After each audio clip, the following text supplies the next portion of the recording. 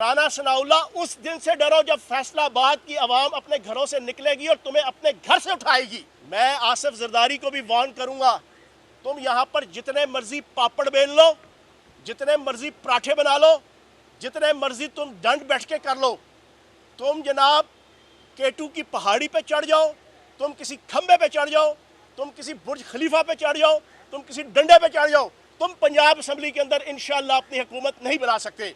Prime minister Imran Khan साहब हुए तो उनकी मर्जी ऑब्वियसली चलेगी, उन्हीं की मर्जी से जो है वो चीफ ऑफ आर्मी स्टाफ लगेगा। अब हमने देखना ये है कि ये 100 प्याज और 100 लितर खा के जो है वो कौमी असम्बली तोड़ेंगे या सिर्फ 100 प्याज पे तोड़ देंगे। कि वो ब्यूरोक्रेसी और वो पुलिस और वो अफसर कि जो शाह से ज़्यादा शाह के वफादार रहे और जिन्होंने आइन और कानून की धज्जियाँ उड़ाकर 4 महीने गुंडागर्दी और बदमाशी की सियासत की, हम उनको पीडा एक्ट के तहत इखलाक और कानून के अंदर के दायरे के अंदर रहते हुए एहतसाब के शिकंजे में लाएंगे।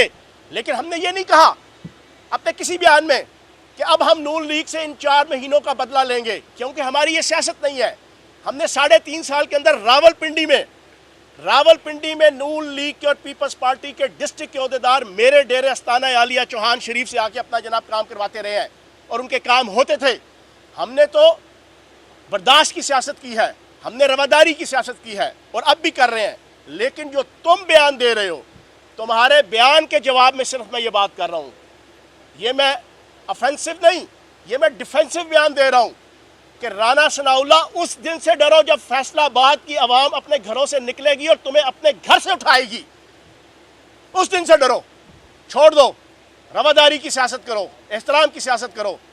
और वो जो मिस्टर 100% आसिफ जरदारी जो इस वक्त यहाँ पर बैठा हुआ है लाहौर में, मेरी उससे भी गुजारिश है कि जब बुरा वक्त आता है तो तुम स्ट्रेचर के ऊपर लेट जाते हो, व्हील चेयर पे आ जाते हो, और जब तुम बैरूनी ताकतों के इशारों पे और अमेरिका के इशारों पे और उसकी चरणों पे और गोद में बैठ के इक़्तिदार में आ जाते हो, तो तुम अपने आप को मर्द आहन कहलवाते हो मीडिया के ज़रिए से। और तुम्हारे जो चेले चांटे हैं वो सारा दिन आकर कहते हैं जी एक जरदारी सब पर भारी। हालांकि सारी दुनिया को पता है एक जरदारी पूरी पीपल्स पार्टी पे भारी। पीपल्स पार्टी का नाम लेवा कोई नहीं है सिंध की 2-3 डिवीजनों के अलावा।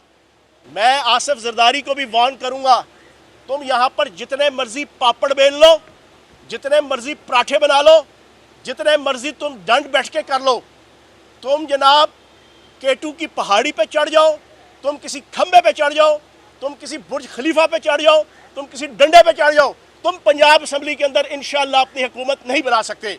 और अगर तुम कानून की और इखलाक की और आइन की धज्जियाँ उड़ा के करोगे तो फिर उसका मुकाबला श्रीलंका की सियासत की तरह फिर आपके सामने आएगा।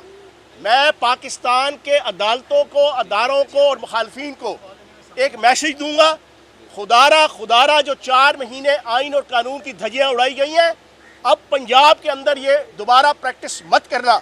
अगर पंजाब में ये दोबारा प्रैक्टिस हुई तो फिर श्रीलंका की आवाम की तरह यहाँ पर इंकलाब आएगा। इमरान खान साहब ने इलेक्शन कमीशन को अदम शुमात कर दिया है, तो क्या आईएम चीफ इलेक्शन कमिश्नर जो है अगर आम इंतखाबात कराएंगे तो आप बॉयकॉट करेंगे इनकी मौजूदगी में? देखिए, इलेक्शन कमीशन की सूरत हाल ये है कि परसों के इलेक्शन में आपके मीडिया चैनल ने सारा दिन दिखाया कि क्या क्या गुंडागर्दी और बदमाशी इलेक्शन वाले दिन हुई। मैंने कल भी मीडिया टॉक में ये कहा था यहाँ पे खड़े होके कि मेरी कहूटा की जिम्मेदारी थी। मैंने अपनी आंखों से देखा कि AC Kahuta, assistant commissioner Kahuta के दफ्तर में सरकारी गाड़ियों में आटे के थैले जनाब तकसीम हो रहे थे इलेक्शन वाले दिन। मेरे पास बहावल नगर के प्रिजाइडिंग अफसर की वीडियो मौजूद है जो जनाब एक कोने खुदरे में बैठ के ठकाठक शेर के ऊपर मोहरे लगा रहा है। दूसरा, रिगिंग का आलम सारी दुनिया के सामने है। लाहौर के अंदर नून लीग के सारे कैंप खाली थे, ये 40-40 हज़ार वोट कहाँ से निकल आए? तो जनाबे वाला, हमारा बिल्कुल अदम एतमाद है चीफ इलेक्शन कमिश्नर के ऊपर। इमरान खान साहब ने बिल्कुल ठीक कहा है, इलेक्शन कमिश्नर चेंज किया जाए और एक बिल्कुल इम्पार्शल जो है वो इलेक्शन कमिश्नर दिया। उसके बाद 16 अप्रैल को यहाँ पर रियासती तमाम इदारों की ताकत इस्तेमाल की गई, आप सिर्फ एहतजाज करते रहे या फिर आप इलेक्शन में चलेंगे? इस वक्त भी क्या खतरात रहे हैं, हर जगह से आ रहे हैं कि यहाँ के बंदे गायब होंगे या खरीदे जाएंगे और ये 2 दिन बाकी रहेंगे। अगर ये सूरत हाल बनती है, अब अपने बंदों को इंजेक्ट करने के लिए नहीं जाएंगे, गुआ हो गया, गुआ गुआ होने ने खरीदे नहीं जाने, गुआ होने। अच्छा ते इलाका के ऐसे जाने अच्छा बंदे अपने नहीं मैंने पता है यार, हर बंदा बाशऊर हो गया है। इमरान खान ने हर बंदे को शऊर देता है। P7 के रीकाउंट से भी इनकार कर दिया उन्होंने प्रिजाइडिंग अफसर ने। चौहान साहब बंदे इंजेक्ट रखने के लिए जिस तरह न्यूट्रल लाहौर में घोषणा रखा हुआ था, आपने तो पॉलिसी बनाई है कि सिर्फ इंतजार करेंगे और फिर एहतजाज करेंगे? देखिए जी, ताज़ा तरीन मुझे अभी इन्फॉर्मेशन मिली है, चौधरी अदनान साहब हमारे मेंबर्स बाई असम्बली और पार्लिमानी सेक्रेटरी साबिक यहाँ खड़े हैं पिंडी से, कि PP7 हल्के के प्रिजाइडिंग अफसर ने या रिटर्निंग अफसर ने जो है वो रीकाउंटिंग जो आज होनी थी उससे इनकार कर दिया है। 2 सीटें इनको जितवा के दी गई हैं, 2 सीटें, एक PP7 और एक आपका जनाब मलिक नवाज़ अवान जो हमारा लाहौर का, ये 2 सीटें इन्हें बड़े तरीके से जितवा के दी गई हैं। तो इलेक्शन कमीशन की ये सारी गुंडागर्दी। और दूसरा जो आपने कहा बिल्कुल ठीक है, मैं अभी अंदर चौधरी परवेज़ लाई साहब से और पार्लिमानी मीटिंग में ये बात रखेंगे, क्योंकि दूध खुला हो तो बागड़ बिल्ला जाना फिर रहा हो तो दूध को बचाना पड़ता है।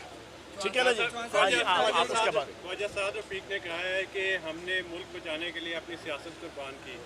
एक तो इसका जवाब दे दें, और दूसरा ये बता दें कि पंजाब असम्बली में जब आपका वज़ीर आला बनेगा तो असम्बली चलाएंगे, हुकूमत चलाएंगे या फिर असम्बली डिसॉल्व कर देंगे? अच्छा, एक चीज़ बड़ी इंपॉर्टेंट है जी, शहबाज शरीफ, हमजा शहबाज, बेगम सफदरवान, ख्वाजा साद रफ़ीक टाइप के जितने लीडर हैं नून लीग के, वो 2 दिन से ये बयानियाँ दे रहे हैं कि हमने रियासत बचाने के लिए अपनी सियासत दांव पे लगाई है।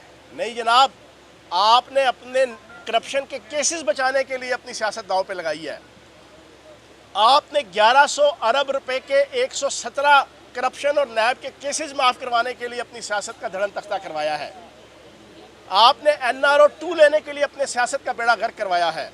तो आप आवाम को बेवकूफ़ ना बनाएं। आखिरी सवाल जी, अच्छा ये बताइएगा, मियां जवेद लतीफ़ ने जो बयान दिया है उस हवाले से बताइएगा, रियासती इदारों में भी उन्होंने तनकीद की और ये भी है कि नवाज शरीफ का जो नज़रिया था वो जीत गया। क्या नज़रिया था नवाज शरीफ का इस पर?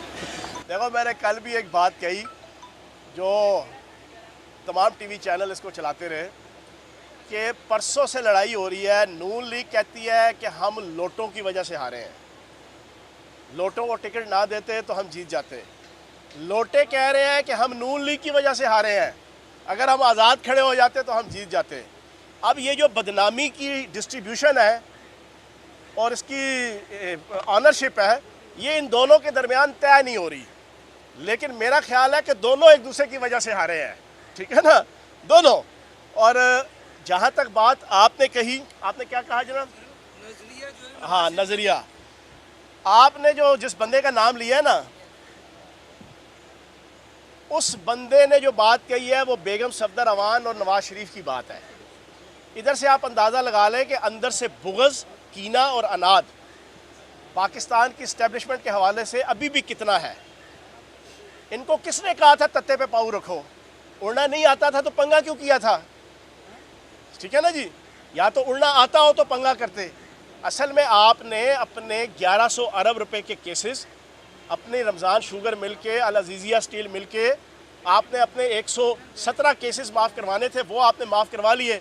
लेकिन वो भी इंशाल्लाह अभी हमारी हुकूमत बनेगी तो वो सारे के सारे जनाब नल एंड वाइट हो जाएंगे। जी चौहान साहब, एक छोटा सा सवाल है मासूम माना साहब। हाँ, सवाल ये है कि इमरान खान साहब अब मुतालबा कर रहे हैं कि चीफ इलेक्शन कमिश्नर जो है वो इस्तीफ़ा दें, फिर उनका मुतालबा है आम इंतखाबात की तरफ बढ़ा जाए। इसके बाद अगर वो मुतालबा करते हैं, वो कर जाते हैं, दोनों मुतालबे मंजूर करते हैं, उसके बाद वो साथ ही इलेक्शन के दौरान मुतालबा कर देते हैं कि चीफ जस्टिस जो है वो भी मेरी मर्ज़ी का लगा के ये इलेक्शन करवाए जाएँ, और अहम जो रियासती अदारा है, अस्करी अदारा, बाद में ये भी फरमाइश कर देते हैं कि अब मेरी मर्ज़ी का चीफ भी लगाया जाए। तो इमरान खान साहब की क्या गारंटी है आप रहनुमाओं की जानिब से कि वो मज़ीद इस तरह के मुतालबात और ख्वाहिशात नहीं करेंगे आम इंतखाबात के दौरान? पहली बात तो ये है कि मोहसिन बिलाल सवाल पूछे और वो मासूमाना हो, ये हो नहीं सकता, ये हो नहीं सकता। दूसरी बात ये है कि प्राइम मिनिस्टर इमरान खान साहब हुए तो उनकी मर्ज़ी ऑब्वियसली चलेगी, उन्हीं की मर्ज़ी से जो है वो चीफ़ ऑफ आर्मी स्टाफ लगेगा। अगर उन वो जनाब वज़ीर आज़म अगर सपोज़ नहीं होते तो जो भी वज़ीर आज़म होगा उसकी मर्ज़ी से जो है वो आर्मी चीफ तैनात हो जाएगा। इसमें कोई इतनी बड़ी बात या कोई इतना बड़ा मसला फ़ीसा गोरस नहीं है। एक अभी तक कंफ्यूजन ये है, अभी तक हम समझना चाह रहे समझने के लिए परवेज़ इलाही साहब वज़ीर आला बन जाते हैं तो क्या असम्बली पंजाब असम्बली को तहलील कर देंगे, तो क्या इंतखाबात किस कराएंगे, क्या करें, क्या लाए हम लोग? देखें, कल हमारी कोर कमेटी की मीटिंग के अंदर ये कैटेगोरिकली तय हुआ है कि हम 22 तारीख को पंजाब के अंदर अपनी हुकूमत बनाएंगे। हमारा राइट है, कॉन्स्टिट्यूशनल राइट है। इलीगली हमारी हुकूमत तोड़ी गई थी और अल्लाह पाक के करम से लीगली हमने दोबारा वापस लेने की पोजीशन में आ गए हैं। अल्लाह के फजलो करम से, नबी पाक के सदक़े और आवाम का साथ और इमरान खान साहब की वलवला अंगेज़ लीडरशिप, उनकी अनथक मेहनत, उनकी जमा मर्दी, उनका बयानिया, उनका नैरेटिव, उसकी बुनियाद पे हम दोबारा इस पोजीशन में आ गए हैं कि हम अपनी हुकूमत बना रहे हैं। अब हमारा वफाक के हवाले से बड़ा क्लियर कट मुतालबा है कि वफाक में तो जनाब फौरी तौर पर असम्बली को फारिग किया जाए और हम इस पोजीशन में हम असम्बली फारिग करवा सकते हैं, तो प्रॉब्लम नहीं है। अब हमने देखना ये है कि ये 100 प्याज और 100 लितर खा के जो है वो कौमी असम्बली तोड़ेंगे या सिर्फ 100 प्याज पे तोड़ देंगे। अगर तो सिर्फ 100 प्याज खाने के बाद तोड़नी हुई तो ये आज रात को तोड़ देंगे, लेकिन अगर इन्होंने सोचा कि नहीं 100 प्याज भी खाने हैं, 100 लितर भी खाने हैं, तो फिर ये 2-4 महीने इसको लिंगर ऑन करने की कोशिश करेंगे। हमने तो सदर मुमलिकत ने एक दफ़ा इनको कहना है कि जनाब एतमाद लो, इनके पास सिर्फ 162 वोट है। इनके MQM से लेके बाप तक किसी ने इनके साथ नहीं चलना, और मैं तो कहता हूँ चौधरी शुजात साहब की फैमिली में से भी नहीं इंशाल्लाह किसी ने चलना अगर एतमाद के वोट के वक्त आ गया। तो इस वजह से 100 प्याज और 100 लितर खाए बगैर इनको चाहिए कि असम्बली डिज़ोल्व कर दें।